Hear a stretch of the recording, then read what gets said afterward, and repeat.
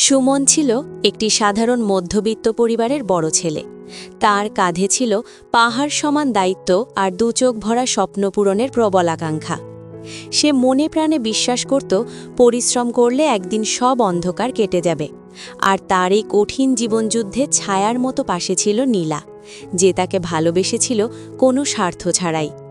কিন্তু নিয়তির খেলা ছিল বড়ই নিষ্ঠুর। মায়ের সাথে করা একটি অতি সাধারণ ফোন কল, মা আমি বাড়ি আসতেছি, এই কথাটি যে তার জীবনের শেষ কথা হয়ে যাবে তা কেউ কল্পনাও করেনি। এক মুহূর্তের এক ভয়াবহ দুর্ঘটনা কেড়ে নেয় একটি পরিবারের একমাত্র ভরসা, আর শুরু হয় এক অন্তহীন অপূর্ণ অপেক্ষার গল্প। আজকের ভিডিওর প্রতিটি সেকেন্ড আপনার হৃদয়ে দাগ কেটে যাবে। আপনি যদি সত্যিকারের দায়িত্বশীল মানুষকে ভালোবাসেন, তবে আমাদের চ্যানেলটি সাবস্ক্রাইব করে এই পরিবারের সদস্য হয়ে যান। কথা দিচ্ছি, ভিডিওর শেষ পর্যন্ত পৌঁছতে পৌঁছতে আপনার চোখের কোণায় জল জমতে বাধ্য। এমনকি আমিও এক্সপ্লেন করার সময় চোখের জল ধরে রাখতে পারিনি। তো চলুন মূল গল্পে চলে যাই। গল্পের শুরু হয় একটি শান্ত বিকেলের পার্কে। টিউশনি শেষ করে নীলা অধীর আগ্রহে সুমনের জন্য অপেক্ষা করছে। তার চোখে মুখে বিরক্তি নেই, বরং আছে ভালোবাসার এক অদ্ভুত প্রশান্তি। কিছুক্ষণ পর সুমন যখন এসে পৌঁছাল, সে কিছুটা অপরাধবোধ নিয়ে নীলাকে জিজ্ঞেস করল, সে কি সবসময় অপেক্ষা করতে করতে বিরক্ত হয়? নীলা হাসি মুখে উত্তর দিল, জানো সুমন, আমার এই অপেক্ষা করতেও ভালো লাগে, কারণ আমি জানি এই দীর্ঘ অপেক্ষার পর তোমার সাথে কাটানো মুহূর্তগুলো হবে পৃথিবীর সবচেয়ে মিষ্টি সময়। নীলার এই একটি কথাতেই বোঝা যায় সুমনের প্রতি তার ভালোবাসা কতটা নিঃস্বার্থ আর গভীর ছিল। এরপর তাদের মধ্যে এক মায়াবী নীরবতা নেমে আসে, যেখানে কথা নয় বরং একে অপরের প্রতি মুগ্ধতাই ছিল প্রধান ভাষা। সামনে ঈদের ছুটি, সুমন বাড়ির উদ্দেশ্যে রওনা হওয়ার শেষ প্রস্তুতি নিচ্ছে। নীলা যখন জানতে চাইল সে কখন বেরোবে, সুমন জানালো এখনই রওনা দেবে। ঠিক সেই মুহূর্তেই নীলা তাকে এক বিশাল সারপ্রাইজ দেয়। নিজের টিউশনি থেকে তিল তিল করে জমানো টাকা দিয়ে সে সুমনের পুরো পরিবারের জন্য কেনাকাটা করে এনেছে। প্রথমে সে সুমনের হাতে একটি সুন্দর পাঞ্জাবি তুলে দেয়। সে চায় সুমন যেন ঈদে এটি পরে অনেক ছবি তোলে, কারণ সুমনের গ্রামে নেটওয়ার্কের সমস্যা থাকায় তারা কথা বলতে পারবে না। তাই এই ছবিগুলোই হবে ঢাকায় ফেরার পর নীলার জন্য শ্রেষ্ঠ উপহার। সুমন এক মুহূর্তের জন্য স্তব্ধ হয়ে যায়। নিজের আর্থিক সীমাবদ্ধতা আর পরিবারের দায়িত্ব সামলাতে গিয়ে সে তো নিজের জন্য কিছুই কিনতে পারেনি। কিন্তু নীলার মমতা সেখানেই থেমে থাকেনি। সে একে একে সুমনের পরিবারের সবার জন্য আনা উপহারগুলো বের করতে থাকে। বাবার জন্য একটি নতুন ফোন, কারণ পুরনোটা নষ্ট হয়ে গিয়েছিল। মায়ের জন্য নতুন চশমা, কারণ আগেটা অনেক আগেই ভেঙে গিয়েছিল। ভাই লিমনের জন্য একটি ঘড়ি, যাতে সে সময় মতো কলেজে যেতে পারে। বোন আলোর জন্য এক সেট নতুন বই। নীলার এই অভাবনীয় ভালোবাসা দেখে সুমন যেন নির্বাক হয়ে দাঁড়িয়ে থাকে। এক সাধারণ পরিবারের বড় ছেলের কাছে এর চেয়ে বড় উপহার আর কি হতে পারে? নীলার উপহারগুলো দেখে সুমনের বুকটা এক অজানা কৃতজ্ঞতায় ভরে ওঠে। সে কিছুটা অবাক হয়ে নীলাকে জিজ্ঞেস করে, নীলা, তুমি টিউশনি করে যে টাকা পাও তার সবটাই যদি আমার পরিবারের পেছনে খরচ করো, তবে নিজের জন্য কি রাখলে? নীলা তখন এক মুহূর্ত দেরি না করে অত্যন্ত শান্ত অথচ দৃঢ় কণ্ঠে জবাব দেয়, কেন সুমন, তোমার পরিবার কি আমার পরিবার নয়? সে আরও যোগ করে, সুমনের বর্তমান যা আয় তা দিয়ে একবারে সবার জন্য এত কিছু কেনা সম্ভব ছিল না। হয় তাকে অনেক ধার দেনা করতে হতো, না হয় বাড়ি যেতে হতো খালি হাতে। নীলা চায়নি তার প্রিয় মানুষটি পরিবারের সামনে ছোট হোক। সে বিশ্বাস করে বিপদের দিনে ভালোবাসার মানুষটি যদি পাশে না দাঁড়ায়, তবে আর কে দাঁড়াবে? নীলার এই নিঃস্বার্থ কথাগুলো তাদের সম্পর্কের গভীরতাকে যেন এক নতুন উচ্চতায় নিয়ে যায়। নীলার মুখে এমন কথা শোনার পর সুমনের চোখের কোণে জল চলে আসে। সে পরম আবেগে স্বীকার করে যে সে কতটা ভাগ্যবান। সে বলে, জানো নীলা, আমি চোখ বন্ধ করে তোমার ওপর ভরসা করতে পারি। নিজেকে তোমার কাছে সম্পূর্ণ সমর্পণ করতেও আমার একটুও ভয় হয় না, কারণ সুমনের কাছে নীলার ভালোবাসা কোনো মোহ নয়, বরং এক পবিত্র আশ্রয়। নীলাও পাতটা আবেগে জানায় সে সুমনকে তার নিজের জীবনের চেয়েও বেশি ভালোবাসে। ঠিক সেই মুহূর্তে নীলার ফোনে তার মায়ের কল আসে। মা জানতে চান সে বাড়ির উদ্দেশ্যে রওনা হয়েছে কিনা। কথোপকথনের এক পর্যায়ে মা জানান তার মামা এক খুব ভালো পাত্রের খোঁজ এনেছেন। কিন্তু নীলা কোনো দ্বিধা ছাড়াই সরাসরি জানিয়ে দেয় সে এখন বিয়ে করতে রাজি নয়।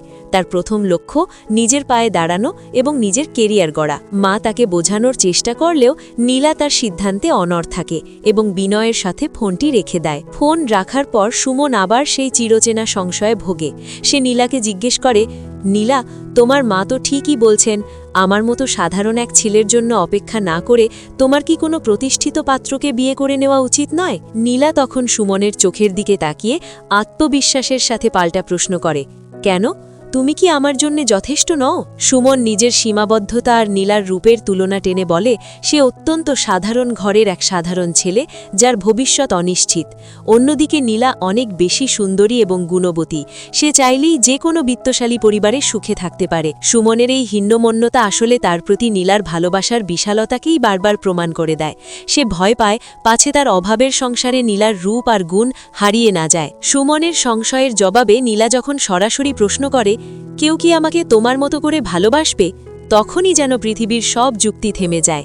এই একটি বাক্যই তাদের সম্পর্কের গভীরতম সত্যকে সামনে নিয়ে আসে। নীলার কাছে বিত্ত বৈভব বা বাহ্যিক সৌন্দর্যের চেয়ে ভালোবাসার সত্যতা অনেক বেশি মূল্যবান। সুমন তাকে সতর্ক করে বলে যে তার সাথে থাকলে জীবন কষ্টে ভরে যেতে পারে, কিন্তু নীলা অত্যন্ত ধীরস্থিরভাবে উত্তর দেয় যে ভালোবাসাহীন বিলাসিতার চেয়ে ভালোবাসাময় সামান্য কষ্ট তার কাছে অনেক বেশি কাম্য। সে সুমনকে সাবধান করে দেয় যেন যাত্রাপথে কোনো ঝুঁকি না নেয়। নীলার এই নিঃস্বার্থ যত্ন সুমনের মনে এক প্রশান্তির ছায়া ফেলে। বাসস্ট্যান্ডের কোলাহল, হর্নের শব্দ আর চারপাশের ব্যস্ততার মধ্যে সুমন বাসে ওঠে। যাত্রা শুরু হওয়ার কিছুক্ষণ পরই তার মায়ের ফোন আসে। মা ব্যাকুল হয়ে জানতে চান ছেলে রওনা দিয়েছে কিনা। সুমন হাসি মুখে জানায় সে ছুটি পেয়েছে এবং বাড়ির পথেই আছে। মা তাকে দোয়া করে সাবধানে আসতে বলেন, কিন্তু কে জানত এই দোয়াই হবে শেষ কথোপকথন। ঠিক সেই মুহূর্তেই সব ওলটপালট হয়ে যায়। বাসের চাকার বিকট শব্দ, তীব্র ব্রেক আর মানুষের আর্তনাদে চারপাশ কেঁপে ওঠে। ফোনে কথা বলতে বলতেই ঘটে যায় এক ভয়াবহ দুর্ঘটনা। সুমন আতঙ্কে পাথর হয়ে যায়, কথা বলার ক্ষমতা হারিয়ে ফেলে। চারপাশের বিভৎসতার বিশৃঙ্খলা তাকে মানসিকভাবে তছনছ করে দেয়। অদ্ভুতভাবে সে সেই দুর্ঘটনাস্থল থেকে নিজেকে সরিয়ে নিয়ে লঞ্চ ঘাটের দিকে রওনা হয়, যেন এক ঘোরের মধ্যে সে তার গন্তব্যে পৌঁছতে চাইছে। এই ঘটনার রেশ ধরেই সুমন তার নিজের জীবনের কঠিন সত্যগুলো তুলে ধরে। সে নিজেকে পরিচয় দেয় একজন সাধারণ কৃষকের সন্তান হিসেবে। ছোটবেলা থেকেই তার স্বপ্ন ছিল পড়াশোনা করে অনেক বড় হওয়া, যাতে পরিবারের অভাবের দিনগুলো ঘুচে যায়। সে বিশ্বাস করত ভালো রেজাল্ট থাকলেই বুঝি ভালো চাকরি পাওয়া যায়, কিন্তু বাস্তব পৃথিবী তাকে অন্য শিক্ষা দিয়েছে। অত্যন্ত মেধাবী হওয়া সত্ত্বেও তাকে সন্তুষ্ট থাকতে হয়েছে একটি অতি সাধারণ চাকরিতে। প্রতি মাসে যে সামান্য টাকা সে পায় তা বাড়িতে পাঠানোর পর নিজের জন্য প্রায় কিছুই থাকে না। তবুও সে খুশি ছিল, কারণ এই 15,000 টাকার চাকরিটি ছিল তার প্রথম স্বনির্ভরতা। সে দিন-রাত পরিশ্রম করত এই আশায় যে একদিন প্রমোশন হবে, বেতন বাড়বে এবং সে তার পরিবারের মুখে হাসি ফোটাবে। নিজের জীবনের কষ্টের কথা বলতে বলতেই সুমন ফিরে যায় তার গর্ভধারিণী মায়ের চিন্তায়। সে অনুধাবন করে পৃথিবীতে যদি আত্মত্যাগ বলে কোনো শব্দ থাকে তবে তার মূর্ত প্রতীক হলেন তার মা। সন্তানের মুখে অন্ন তুলে দিতে একজন মা যেভাবে নিজের সব সুখ আহ্লাদ বিসর্জন দেন তার তুলনা কোনো কিছুর সাথেই চলে না। সুমনের কাছে তার মা এই পৃথিবীর শ্রেষ্ঠ নারী, যার ত্যাগ ছাড়া তার নিজের অস্তিত্বই আজ অর্থহীন হয়ে পড়ত। বাড়িতে ফেরার পর সুমনের তীক্ষ্ণ দৃষ্টি এড়ায় না যে তার মায়ের চোখে কোনো সমস্যা হচ্ছে। সে খুব যত্ন নিয়ে জানতে চায়, মা, তোমার চোখে কি হয়েছে? মা বরাবরের মতোই বিষয়টিকে হালকা করে দেওয়ার চেষ্টা করেন। তিনি জানান চোখটা একটু জ্বালা পোড়া করছে আর মাঝে মাঝে সামান্য ব্যথা হয়। কিন্তু সুমন তো জানে মা সবসময় নিজের কষ্ট লুকিয়ে রাখেন। সে খেয়াল করেছে কয়েকদিন ধরেই মায়ের চোখ দিয়ে অনবরত পানি পড়ছে। সুমন যখন জোর দিয়ে বলে যে পরদিন বিকেলেই তারা ডাক্তার দেখাবে, তখন মা সরাসরি বাধা দেন। মায়ের যুক্তি খুবই সাধারণ, ডাক্তার দেখালে তো শুধু শুধু খরচ বাড়বে, এসব ছোটোখাটো সমস্যা এমনি ঠিক হয়ে যাবে। আসলে মায়ের এই এমনি ঠিক হয়ে যাওয়ার পেছনে লুকিয়ে থাকে চিকিৎসার মোটা অঙ্কের খরচ বাঁচানোর এক করুণ আকুতি। মা আরও এক ধাপ এগিয়ে সুমনকে আশ্বস্ত করার জন্য বলেন, তিনি তো চোখে দেখে বলেই সুমনকে দেখতে পারছেন, তার মানে চোখে বড় কোনো সমস্যা নেই। সুমনের বুকটা ফেটে যায় এই ভেবে যে টাকার অভাবে সে তার গর্ভধারিণী মায়ের সামান্য চোখের চিকিৎসাও করাতে পারছে না। কিন্তু তার মা, তিনি যেন এক মহামানবী। কোনো অভিযোগ নেই, কোনো দাবি নেই। সুমন অনুধাবন করে পৃথিবীতে তাদের পরিবারটি ছোট হতে পারে, কিন্তু সেই ছোট ছোট চাহিদাগুলো পূরণ করতেও সে যেন হিমশিম খেতে হচ্ছে। একবেলা ভালো খাবার জোগাড় করাও যেন এখন তাদের কাছে এক বিলাসিতা। তবুও এই অভাবের মাঝেই লুকিয়ে আছে তাদের নিখাদ ভালোবাসা। রাত বাড়লে সুমন তার মাকে বলে সে পরদিন কিছু টাকা দিয়ে যাবে, যাতে ছোট ভাই লিমন বাজার থেকে একবেলা ভালো মাছ কিনে আনতে পারে। সুমনের ইচ্ছা ছিল বহুদিন পর পুরো পরিবার মিলে একটু তৃপ্তি করে খাবে, কিন্তু মা এতেও বাধা দেন। তিনি বলেন এখন বাজারে মাছের আকাশচুম্বী দাম, তাই শুধু শুধু এত টাকা খরচ করার কোনো মানে হয় না। সুমন এবার আর চুপ থাকতে পারে না।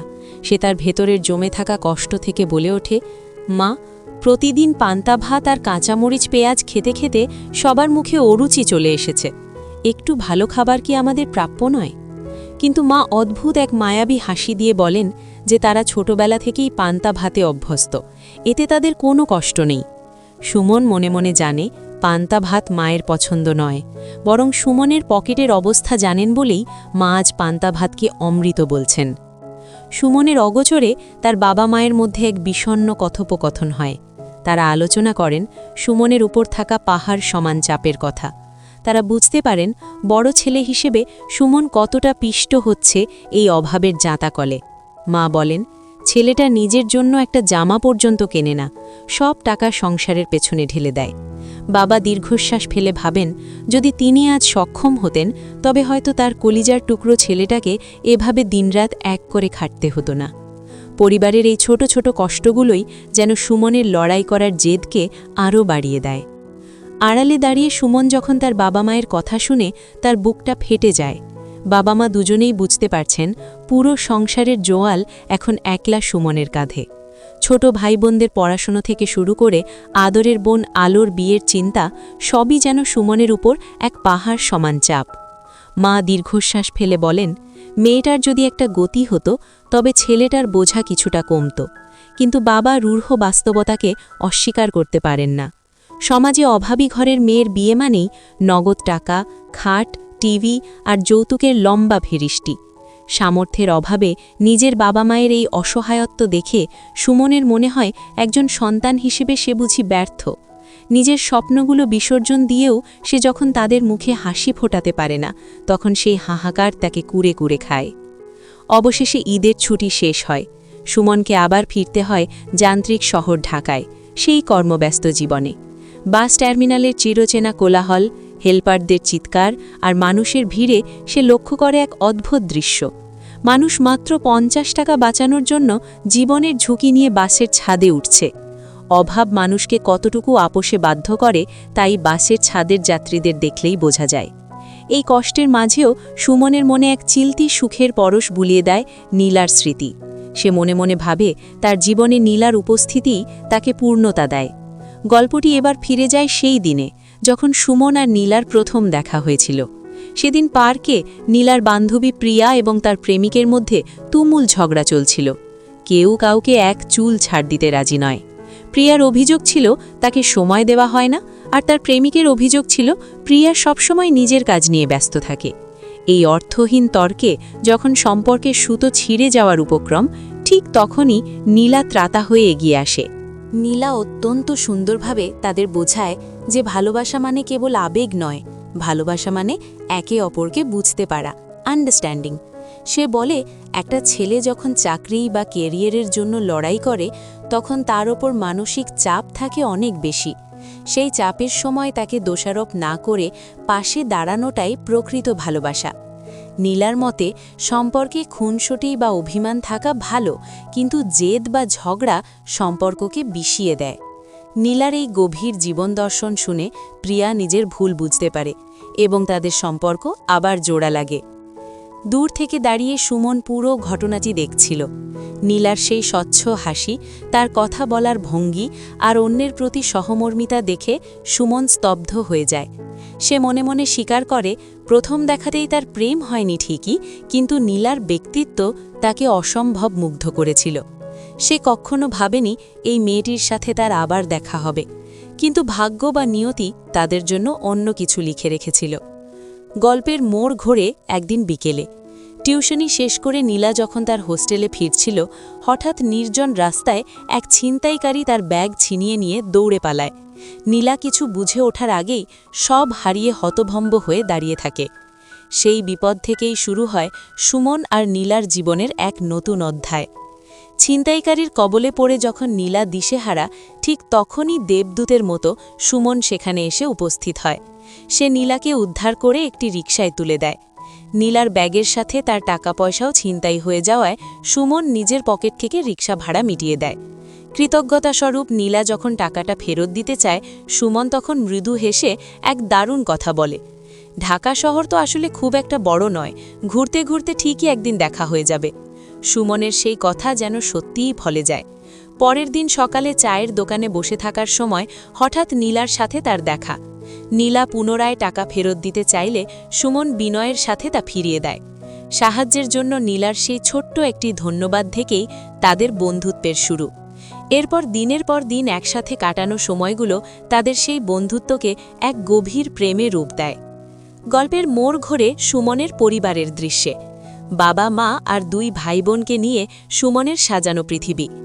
বড় ভাই হিসেবে তার সবচেয়ে বড় স্বপ্ন ছিল আদরের বোন আলোকে ধুমধাম করে এক সৎ পাত্রের কাছে বিয়ে দেওয়া, কিন্তু মধ্যবিত্তের পকেটের অভাব যেন সেই স্বপ্নের পথে পাহাড় সমবাধা।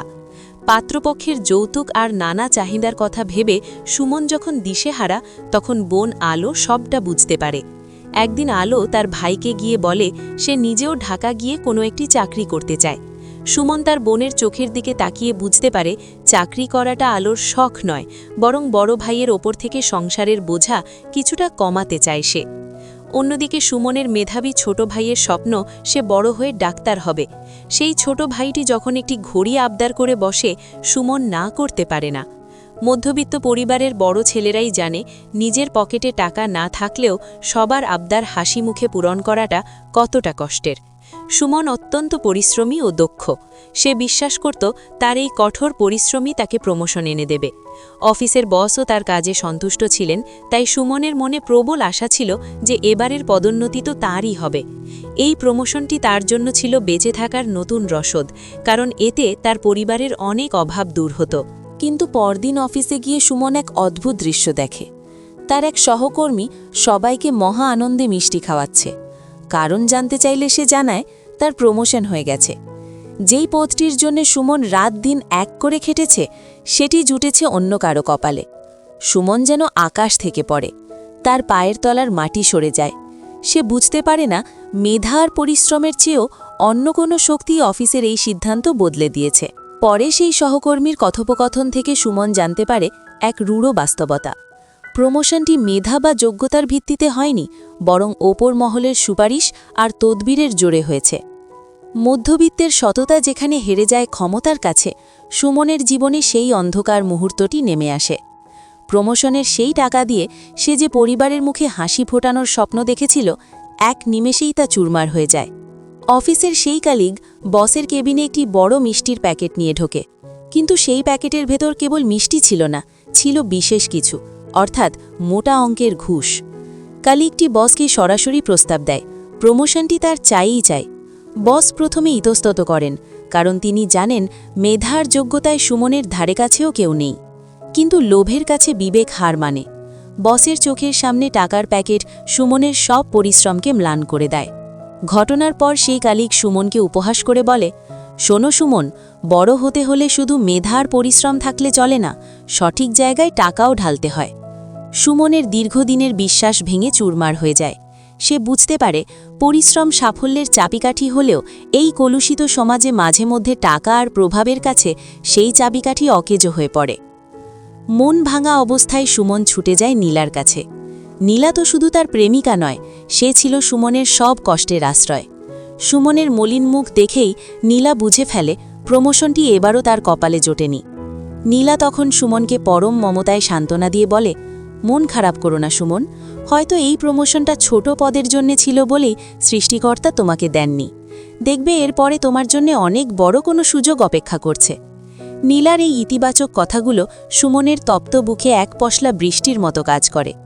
সত্যিই তো, সঙ্গী যদি এমন বুঝদার হয় তবে জীবনের কঠিনতম পথও সহজ মনে হয়। গল্পের মোড় এবার সেই শুরুতে দেখা দৃশ্যে ফিরে আসে। সুমন তার গ্রামে পৌঁছেছে। বাড়ির উঠোনে অনেক মানুষের ভিড়, পুলিশ আর কান্নার রোল। কারো একজনের নিথর দেহ চাদর দিয়ে ঢাকা। সুমন আতঙ্কিত হয়ে পড়ে। সে মনে মনে ভাবে তার ছোট ভাই লিমনের কিছু হয়নি তো। কিন্তু যখন সে লাশের ওপর থেকে চাদর সরায় তখন দেখা যায় এক বিভৎস সত্য। সেটি আর কেউ নয়, স্বয়ং সুমনের নিজের লাশ।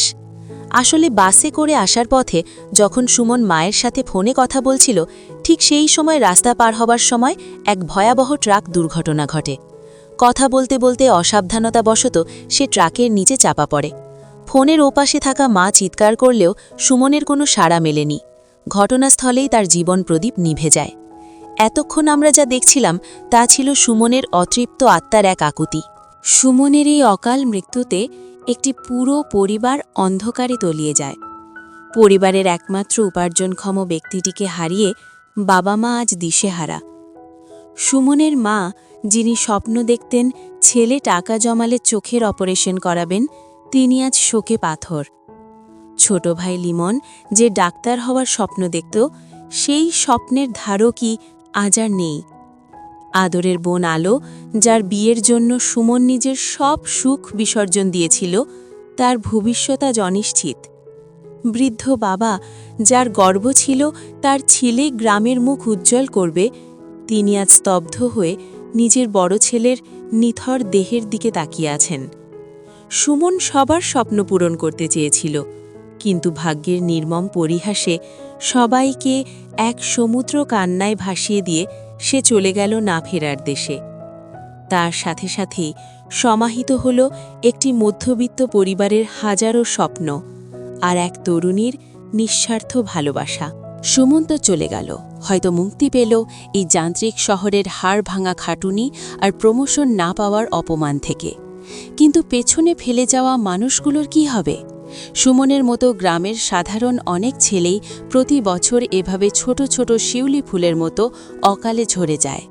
তারা তো মরে গিয়ে বেঁচে যায়, কিন্তু যে জ্যান্ত লাশগুলো বাড়িতে পড়ে থাকে, সেই বাবা মা আর ছোট ভাই বোনদের কান্নার শেষ কোথায়? মধ্যবিত্ত পরিবারের বড় ছেলে মানেই তো শুধু একটি নাম নয়, সে ছিল একটি পুরো পরিবারের বেঁচে থাকার রসদ, এক টুকরো নির্ভরযোগ্য ছায়া। আজ সেই ছায়াটি নেই, কিন্তু রোদের তীব্রতা তো কমেনি। অভাব, অনটন আর দারিদ্র্যের যে বেড়াজাল থেকে সুমন তার পরিবারকে মুক্ত করতে চেয়েছিল, সেই দেওয়ালগুলো এখন আরও উঁচু হয়ে দাঁড়াবে। যে মা চোখের অপারেশনের স্বপ্ন দেখতেন, তিনি এখন হয়তো অন্ধকারের চেয়েও বেশি ভয় পাবেন তার সন্তানদের ভবিষ্যৎ নিয়ে। যে বোনটা ভাইয়ের শক্ত হাতের ওপর ভরসা করে পৃথিবী জয়ের স্বপ্ন দেখত, সে এখন কার হাত ধরবে? লিমনের সেই ডাক্তার হওয়ার স্বপ্ন কি তবে এখন কেবলই দীর্ঘশ্বাস হয়ে ঘরের কোণে পড়ে থাকবে? আমাদের একটি মৃত্যু হয়তো আমাদের সব যন্ত্রণার অবসান ঘটায়, কিন্তু সেই একটি মৃত্যুর সাথে যে আরও কতগুলো জীবন্ত স্বপ্ন অপঘাতে মারা যায়, তা কি আমরা একবারও ভেবে দেখি? আর নীলা, যে মেয়েটি সুমনের ঘরণী হওয়ার স্বপ্নে বিভোর ছিল, যে প্রতিটি প্রহরে সুমনের ফেরার পথ চেয়ে থাকত, তার কি হবে? নীলা হয়তো আজও ফোনটা হাতে নিয়ে বসে থাকে, এই বুঝি সুমনের সেই ছোট্ট মেসেজটা আসবে, নীলা, আমি পৌঁছে গেছি। কিন্তু সেই মেসেজ আর কোনোদিন আসবে না। অপেক্ষার প্রহর হয়তো শেষ হবে না কোনোদিন, কিন্তু সেই অপেক্ষার মানুষটি হারিয়ে গেছে যোজন যোজন দূরের কোনো এক অচিনপুরে, যেখান থেকে ফিরে আসার সব পথ কুয়াশায় ঢাকা, যেখান থেকে কেউ কোনোদিন ফিরে আসে না। নীলার ভালোবাসা আজ এক নিঃসঙ্গ স্মৃতি, যা তাকে প্রতি মুহূর্তে দহন করবে। পৃথিবীর সব গল্প সুখে শেষ হয় না, কিছু গল্প অসমাপ্ত থাকে, কিছু অপেক্ষা অনন্তকাল ধরে চলে। সুমনের এই জীবন কাহিনী আমাদের শিখিয়ে দিয়ে যায়, সময় থাকতে প্রিয়জনদের আগলে রাখুন, কারণ জীবনটা বড্ড অনিশ্চিত। আজকের মতো এখানেই বিদায় নিচ্ছি। আমাদের আজকের এই ভিডিওটি যদি আপনার হৃদয়ে বিন্দুমাত্র নাড়া দিয়ে থাকে, তবে প্রিয়জনদের সাথে শেয়ার করতে ভুলবেন না। দেখা হবে অন্য কোনো দিন, অন্য কোনো গল্পের ছলে। ততক্ষণ পর্যন্ত সবাই ভালো থাকুন, সুস্থ থাকুন এবং আপনার চারপাশের মানুষগুলোকে ভালোবাসায় আগলে রাখুন। ধন্যবাদ।